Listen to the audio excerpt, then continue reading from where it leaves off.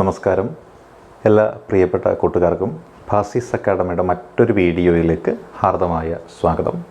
നമ്മൾ ഇന്നിവിടെ പഠിക്കാൻ പോകുന്നത് സിവിൽ പോലീസ് ഓഫീസർ പരീക്ഷയുടെ സ്പെഷ്യൽ ടോപ്പിക്ക്. ആ സ്പെഷ്യൽ ടോപ്പിക്കിൽ ഒഫൻസസ് അഗെയിൻസ്റ്റ് പ്രോപ്പർട്ടി എന്ന് പറയുന്ന ഒരു മേഖലയുണ്ട്. ആ മേഖലയിൽ നിന്നുമുള്ള അവസാനത്തെ വീഡിയോ ആണ് നമ്മളിപ്പോൾ പഠിക്കാൻ പോകുന്നത്. അപ്പോൾ അതിൽ എന്തെല്ലാം കാര്യങ്ങളാണ് ഇവിടെ നമുക്ക് പഠിക്കാനായിട്ടുള്ളതെന്ന് നമുക്കൊന്ന് നോക്കാം. അതിലാദ്യമായിട്ട് IPC സെക്ഷൻ 408 ആണ്. IPC സെക്ഷൻ 408 അതാണ് നമ്മൾ നോക്കുന്നത്. അത് ഭാരതീയ ന്യായ സംഹിത പ്രകാരമാണെങ്കിൽ സെക്ഷൻ 316 സബ്ക്ലോസ് 4 എന്നാണ് കൊടുത്തിരിക്കുന്നത്. IPC സെക്ഷൻ 408 അല്ലെങ്കിൽ ഭാരതീയ ന്യായ സംഹിതയിലെ സെക്ഷൻ 316 സബ്ക്ലോസ് 4 അതെന്താണ്? Criminal breach of trust by clerk or servant എന്നാണ് കൊടുത്തിരിക്കുന്നത്. Criminal breach of trust by clerk or servant എന്നാണ് കൊടുക്കുന്നത്. അതായത് ഒരു ഗുമസ്തനോ ഒരു ഭൃത്യനോ ആയിട്ടുള്ളൊരു വ്യക്തി കാണിക്കുന്ന വിശ്വാസവഞ്ചന, അതാണ് ഇവിടെ അർത്ഥമാക്കുന്നത്. ഒരു ഗുമസ്തനോ ഭൃത്യനോ ആയിട്ടുള്ള ഒരു വ്യക്തി കാണിക്കുന്ന വിശ്വാസവഞ്ചന, അതാണ് criminal breach of trust by a clerk or servant എന്ന് പറയുന്നത്. ഇതിനെപ്പറ്റി പറഞ്ഞിരിക്കുന്നത് IPC സെക്ഷൻ 408 ഇതൊരു ജാമ്യമില്ലാത്ത വകുപ്പാണ്. അതുകൊണ്ടാണ് നോൺ ബെയിലബിൾ ഒഫൻസ് എന്ന് പറയുന്നത്.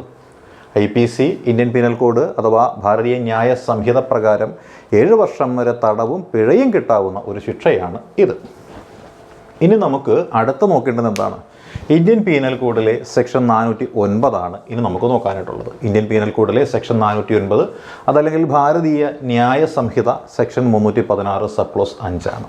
അല്ല, ഇന്ത്യൻ പീനൽ കോഡിലെ 409 സെക്ഷനെ കുറിച്ച് അതല്ലെങ്കിൽ ഭാരതീയ ന്യായ സംഹിതയിലെ സെക്ഷൻ 316 സബ്ക്ലോസ് 5 കുറിച്ചാണ് നമ്മൾ നോക്കുന്നത്. ഇവിടെ എന്താ പ്രതിപാദിച്ചിരിക്കുന്നത് നമുക്ക് നോക്കാം. അല്ലെന്താണ് criminal breach of trust by public servant എന്നാണ് പറയുന്നത്. Criminal breach of trust by public servant or by bankers, merchant or agent. അതായത് ഇവരെല്ലാവരും ഒരു നിശ്ചിത തൊഴിൽ ചെയ്യുവാനായിട്ട് ബാധ്യതപ്പെട്ട ആൾക്കാരാണ്. ഒരു നിശ്ചിത തൊഴിൽ ചെയ്യുവാനായിട്ട് ബാധ്യതപ്പെട്ട വ്യക്തികൾ അവരുടെ ഔദ്യോഗിക പദവിയും ചിലപ്പോൾ ഉണ്ടാവാം, അല്ലേ? ആ വ്യക്തികൾ നിശ്ചിത കാര്യങ്ങൾ ചെയ്യുവാനായിട്ട് ചുമതലപ്പെട്ട ആൾക്കാരാണ്. അവരുടെ തൊഴിലിൻ്റെ ഭാഗമായിട്ട് അവരുടെ കൈവശം എത്തപ്പെട്ടിട്ടുള്ള വസ്തു, ആ വസ്തുവിനെ അവരെന്ത് ചെയ്യുകയാണ്? വിശ്വാസവഞ്ചനയ്ക്ക് വേണ്ടിയിട്ട് ഉപയോഗിക്കുന്നു.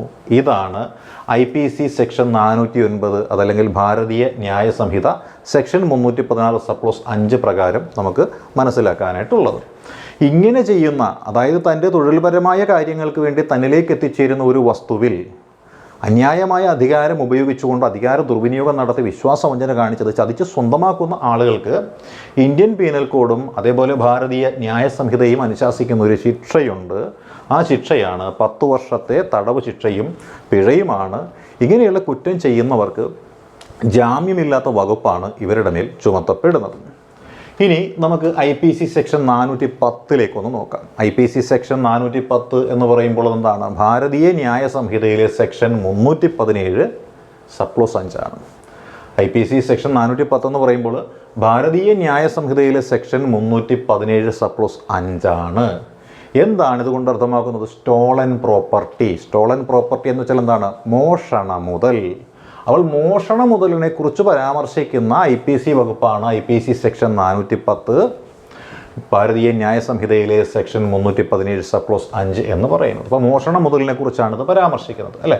അപ്പോൾ മോഷണം, ഭയപ്പെടുത്തി അപഹരിക്കൽ, കവർച്ച എന്നിവയാൽ കൈവശം വയ്ക്കുന്ന ഒരു വസ്തുവിനെയാണ് നമ്മൾ എന്ത് വിളിക്കുന്നത്? മോഷണ മുതൽ എന്ന് വിശേഷിപ്പിക്കുന്നത്. മോഷണം, ഭയപ്പെടുത്തി അപഹരിക്കൽ, കവർച്ച എന്നിവയാൽ കൈവശം വയ്ക്കുന്ന ഒരു വസ്തുവിനെയാണ് നമ്മൾ എന്ത് വിളിക്കുന്നത്? മോഷണ മുതൽ എന്ന് പരാമർശിക്കുന്നത്, അല്ലേ? ഭാരതീയ ന്യായ സംഹിതയിലാവട്ടെ ഇതിനെ ചതി എന്ന ഒരു വാക്ക് കൂടി കൂട്ടിച്ചേർത്തു, അല്ലേ? ഭാരതീയ ന്യായ സംഹിതയിൽ ഇതിനെ ചതി എന്ന് പറയുന്ന ഒരു വാക്ക് കൂടി കൂട്ടിച്ചേർക്കുകയുണ്ടായി, അല്ലേ?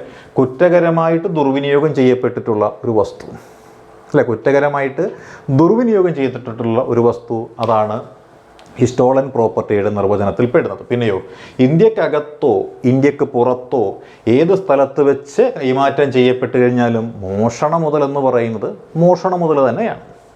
പിന്നെയോ നിയമാനുസൃത അവകാശിയുടെ കൈവശം ഇതെന്ന് എത്തിച്ചേരുന്നുവോ, നിയമപരമായിട്ട് എത്തിച്ചേരുന്നുവോ അന്ന് മാത്രമേ ഈ മോഷണ മുതൽ എന്ന് പറയുന്നത് മോഷണ മുതൽ അല്ലാതെയായിട്ട് മാറുകയുള്ളൂ.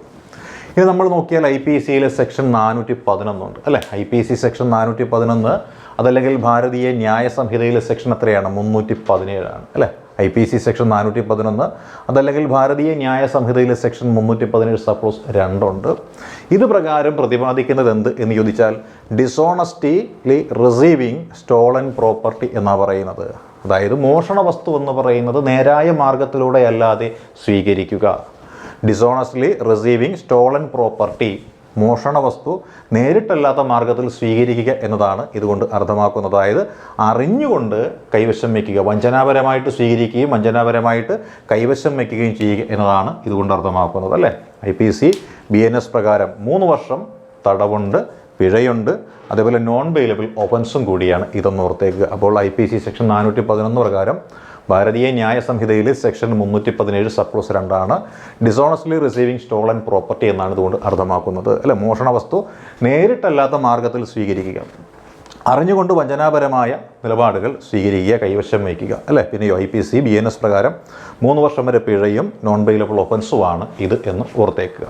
അപ്പോൾ നമ്മളിപ്പോൾ പഠിച്ചുകൊണ്ടിരിക്കുന്നത് ഒഫൻസസ് എഗെയിൻസ്റ്റ് പ്രോപ്പർട്ടി എന്ന് പറയുന്ന ഒരു മേഖലയാണ് അല്ലെ? ഒഫൻസസ് എഗെയിൻസ്റ്റ് പ്രോപ്പർട്ടി എന്ന് പറയുന്ന ഒരു മേഖലയാണ് നമ്മളിപ്പോൾ നോക്കിക്കൊണ്ടിരിക്കുന്നത്. ആ ഒരു ക്ലാസ് നമ്മളിപ്പോൾ കഴിഞ്ഞിരിക്കുകയാണ്. ഈ കാര്യങ്ങളിൽ വ്യക്തത വന്നു എന്ന് വിശ്വസിച്ചുകൊണ്ട് നിർത്തുന്നു. All the best.